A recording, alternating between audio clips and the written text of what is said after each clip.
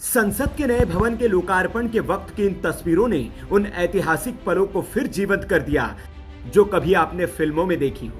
एक राजा के राज तिलक के वक्त जैसे मंत्रोच्चार के साथ उसे राजदंड देकर न्याय के अधिष्ठाता के सिंहासन पर बिठाया जाता है, वैसे ही नए संसद भवन के लोकार्पण के वक्त हुआ।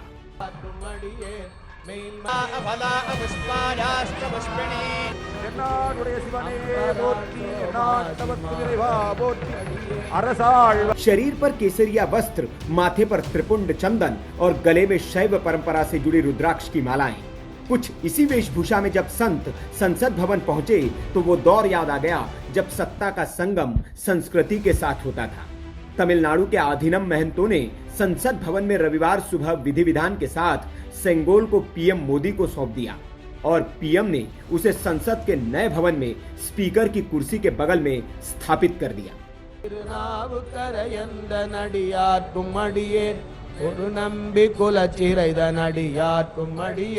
सेंगोल यानी राजदंड। ये राजदंड सिर्फ सत्ता का प्रतीक नहीं है, बल्कि राजा के सामने हमेशा न्यायशील बने रहने और प्रजा के लिए राज्य के प्रति समर्पित रहने के वचन का स्थिर प्रतीक भी रहा है। तो सवाल ये कि क्या ये महज खाना पूर्ति थी, दिखावा था, या फिर वाकई सेंगोल के संसद में स्थापित होने के बाद कुछ बदलने वाला है? और बदलने वाला है तो क्या? तो आपको बता दें कि सबसे पहले गृहमंत्री अमित शाह ने प्रेस कॉन्फ्रेंस कर सेंगोल के बारे में रहस्योद्घाटन किया था। उससे पहले न तो देश इसके बारे में जानता था न दुनिया, क्योंकि आजाद भारत के पहले पीएम पंडित नेहरू को 1947 में मिला ये राजदंड गुमनामी में चला गया था।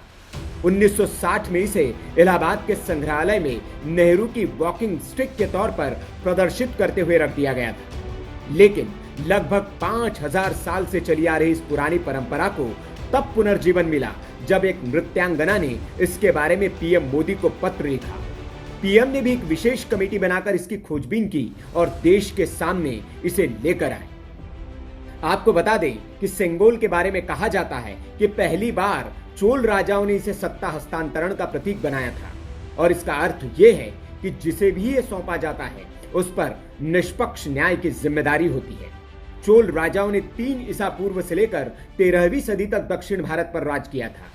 इसलिए तमिल राजवंश में यह परंपरा बनी कि राज पुरोहित साम्राज्य के हस्तांतरण के वक्त शासन सौंपने के रूप में सेंगोल यानी कि राजदंड को देते थे। इसी प्रथा पर भारत की आजादी के वक्त सी राजगोपालाचारी के कहने पर नेहरू चले थे। तब इसे सौंपने का अर्थ यह था कि सत्ता निष्पक्ष और न्यायपूर्ण शासन करेगी। इसलिए जिसे ये सेंगोल मिला था उस पर निष्पक्ष न्याय की जिम्मेदारी थी। अब पीएम मोदी को फिर से इसे सौंपा गया है। इसका मतलब ये कि अब निष्पक्ष न्याय की जिम्मेदारी उन पर आ गई और ये कहा जा सकता है कि इसके बाद पीएम निष्पक्ष न्याय करेंगे और राम राज्य की स्थापना करेंगे। Bureau report, VK news. VK news, राष्ट्र के नाम।